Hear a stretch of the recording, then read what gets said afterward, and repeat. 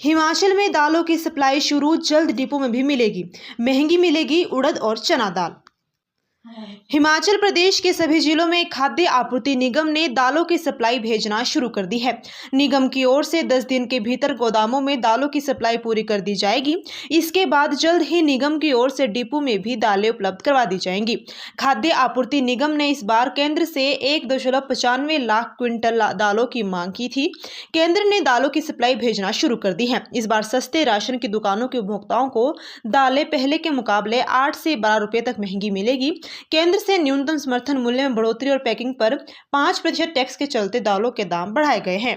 पिछले 1 माह से डिपो की ओर से उपभोक्ताओं को दालों का बचा हुआ कोटा दिया जा रहा था। साथ ही कुछ ऐसे गोदाम भी थे जिनमें दालें बिल्कुल ही खत्म हो गई हैं।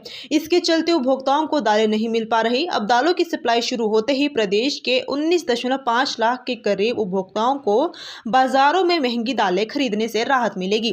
इस बार दाम बढ़ने के बावजूद भी उपभोक्ता बाजारों के मुकाबले कम ही दामों पर सस्ते राशन की दुकानों से दालें खरीद पाएंगे। उड़द की दाल 76 रुपए किलो, चना की दाल 72 रुपए किलो और मलका की दाल 66 रुपए किलो मिलेगी। प्रदेश में दालों की सप्लाई भेजना शुरू कर दी गई है। 6 सितंबर से केंद्र से सप्लाई आना शुरू हो गई थी। इसके बाद ही प्रदेश में भी सप्लाई भेजना शुरू कर दी गई है।